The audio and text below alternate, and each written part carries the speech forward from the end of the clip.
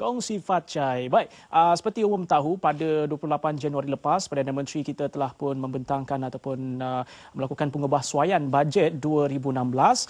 Dan untuk slot pasca pengubahsuaian bajet 2016, hari ini kami nak bawakan pada anda antara fokus utama yang dinyatakan oleh Perdana Menteri sendiri, iaitu berkenaan dengan kedai harga patut, yang mana Perdana Menteri juga memberi tanggungjawab ini kepada pihak KP dan KK untuk melaksanakan bermula 640 buah menjadi 1000 kedai dalam tahun ini juga. Jadi bersama dengan saya untuk memberikan penjelasan apakah itu kedai harga patut, bersama dengan saya iaitu Ketua Setiausaha Kementerian Perdagangan Dalam Negeri, Koperasi dan Kepenggunaan KP dan KK yang berbahagia Datuk Seri Alias bin Haji Ahmad. Jadi terima kasih Datuk kerana bersama kami di Smart Pagi Malaysia. Okey. Ramai yang memahami bahawa harga kenaikan harga barang ini berpunca dari harga minyak yang tak stabil. Harga minyaknya naik, barang semua naik.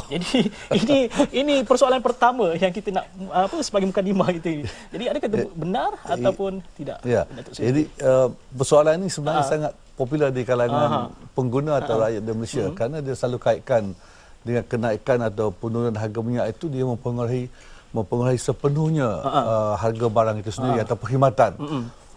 Tapi sebenarnya kalau kita lihat komponen dalam kos sesuatu pengeluaran atau perkhidmatan itu, dia berbagai-bagai.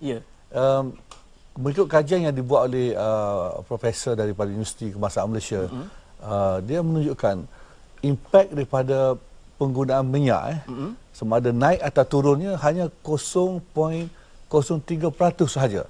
Semua ada harga minyak naik, harga barang naik, harga minyak turun dan harga barang pun turun. 0.03% sahaja. Ini kajian yang dibuat oleh pihak universiti. Sebab itu saya katakan tadi, kalau nak katakan harga minyak turun, harga barang mesti turun. Sebanyak mana minyak itu bukan satu analogi yang begitu tepatlah bagi saya. Sebab setiap pengeluaran pengeluaran barang-barang atau perkhidmatan itu dia banyak bergantung pada faktor-faktor lain. Dan kita tahu kos pengeluaran overhead cost ataupun perkhidmatan material dan sebagainya dipakai itu upah, faktor-faktor upah sebagainya boleh menentukan harga barang atau perkhidmatan itu sendiri. Jadi dulu kita beranggapan bahawa especially pengguna mengatakan harga minyak naik dan tiba-tiba peniaga menaikkan. Paling mudah roti canai naik 10 sen, teh tarik naik 10 sen, harga minyak naik 5 sen. Sebenarnya ini bagi saya peniaga itu sendiri yang tidak beretika. Dia mengambil kesempatan pada harga minyak naik. Nah, sekarang harga minyak turun, kenapa tak diturunkan? Dan sekarang baru mereka tahu bahawa sebenarnya yang mempengaruhi kenaikan dan penurunan harga minyak itu sedikit sahaja. Tetapi kalau produk itu atau perkhidmatan itu yang bergantung kepada minyak, ada yang betul. Maknanya peratusan lebih tinggi kesan daripada minyak itu sendiri. Tapi normally kalau barang di kedai yang kita tahu penggunaan harian sebagai itu hanya sejumlah kecil sahaja mempengaruhi kepada harga barang itu sendiri. Dan ada juga peniaga ataupun pengusaha yang tidak bertanggungjawab ini, bukan saja faktor kenaikan harga minyak ataupun kejatuhannya, malah ada yang mengambil kesempatan dengan pelaksanaan GST ini menaikkan harga barang. Jadi pihak KP dan KK sendiri dengan itu telah pun melaksanakan anugerah kedai harga patut ataupun AKHP, dan seperti saya katakan awal tadi, Perdana Menteri berhasrat untuk menjadikan 1000 buah kedai harga patut. Jika sebelum ini 640 buah dalam tahun ini. Jadi bagi pihak KP dan KK sendirilah dalam masa yang singkat setahun ini, bagaimana pelaksanaan itu? Adakah tercapai 1000 dalam tahun ini ataupun mengambil masa yang lama sedikit? Ya, insya-Allah kita akan bekerja keras sedikit untuk mencapai sasaran yang telah ditetapkan oleh Yang Amat Berhormat Perdana Menteri Malaysia dalam bajet yang diumumkan pada minggu yang lalu. Dan kita tahu bahawa ini satu daripada inisiatif kerajaan untuk membantu mengurangkan kos sara hidup. Kita tahu kos sara hidup ataupun cost of living ini dia berkaitan dengan kuasa membeli, the purchasing power, berkaitan juga dengan pendapatan. Jadi kalau kenaikan harga barang yang berlaku sekarang ini, yang mana saya anggap sebagai satu fenomena global, kenaikan harga barang di seluruh dunia pun berlaku kenaikan. Jadi untuk kita memberi kelebihan kepada kuasa membeli rakyat kita itu, kita adalah mengambil inisiatif supaya peniaga juga boleh menawarkan harga yang berpatutan ataupun juga memberi potongan harga yang sesuai, yang menarik. Jadi dalam konteks kedai harga patut ini, pihak Kabinet KK dan juga Yang Berhormat Menteri saya, Datuk Hamzah Zainuddin telah mengarahkan kita mesti capai bukan hanya 1,000 tetapi lebih pada 1,000 kedai. Mana ini pencapaian lebih pada 100% daripada yang kita buat sebelum ini. Jadi insya-Allah kita telah merangka perkara ini dan insya-Allah pada akhir bulan nanti kita dapat rasmikan anugerah kedai harga patut ini dan capaiannya insya-Allah melebihi 1,000. Sekarang kita dah menerima sebenarnya permohonan pencalonan daripada peniaga-peniaga untuk mengambil bahagian dalam anugerah kedai harga patut ini sudah 1,700. Dan insya-Allah kita akan capai lebih 1,000. Dan kalau permohonan itu sesuai dengan kriteria dan juga diluluskan oleh jawatankuasa pemilih nanti, kita akan capai sehingga 1,500. Okey, 1,500 seluruh Malaysia. Artinya kalau tawaran harga yang diberikan itu yang bersesuaian munasabah. Munasabah harga ditawarkan itu, maka pengguna di Malaysia akan ada saving atau lebihan kuasa membeli kuasa membeli kerana dia membeli di kedai yang harganya bersesuaian. Yang munasabah. Itu saya katakan tadi berkaitan inisiatif ini berkaitan dengan purchasing power.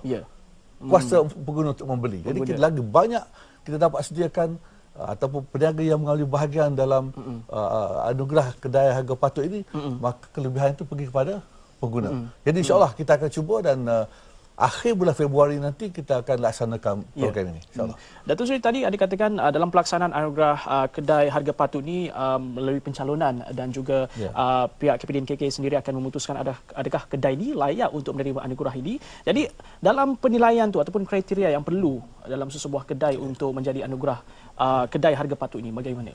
Okey, sudah tentu bila kita sebut anugerah itu artinya ada kriteria yang kita tetapkan. Jadi tidak semua peniaga pekedai dia boleh mengambil bahagian. Jadi jawatankuasa penilaian ini terdiri daripada pegawai kanan daripada kementerian saya sendiri, Kabinet KK, yang mewakili daripada pihak berkuasa tempatan, PBT pun ada, mewakili JAKIM pun ada dan juga Kementerian Kesihatan.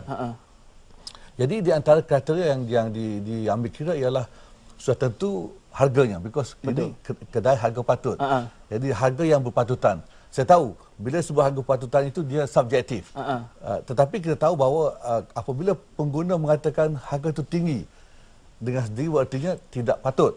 Jadi kita peniaga harus mengambil minimum profit margin dalam konteks ini.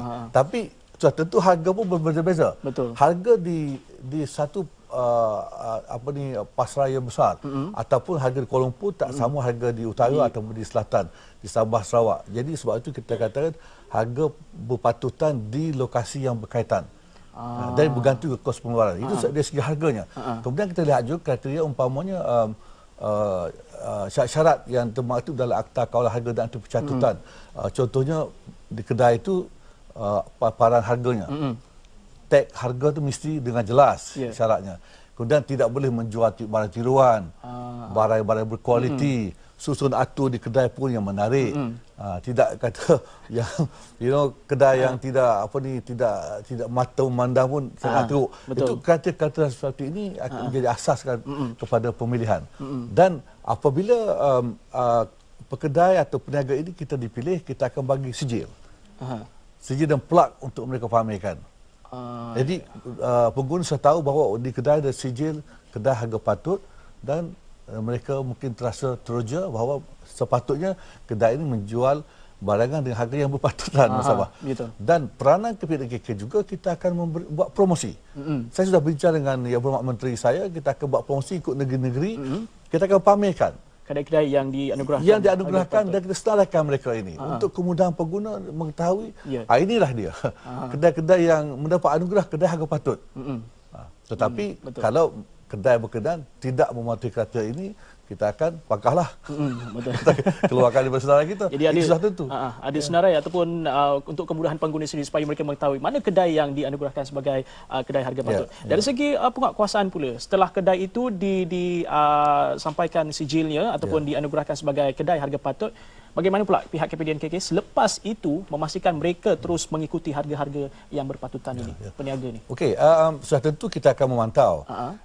Kita tak mahu apabila kita bagi anugerah sertifikasi kepada peniaga berkenaan, tetapi mereka tidak ada sifat pematuhan. Ini tidak baiklah. Tidak, bagi saya tidak beretika. Jadi pertamanya kita akan memantau dan memastikan bahawa syarat-syarat yang dikenakan itu dipatuhi. Pertama. Yang kedua, pengguna juga boleh menggunakan hak mereka. Kerana hak-hak pengguna itu jelas dan mereka boleh membuat aduan. Sekiranya peniaga berkenaan pun tidak mematuhi.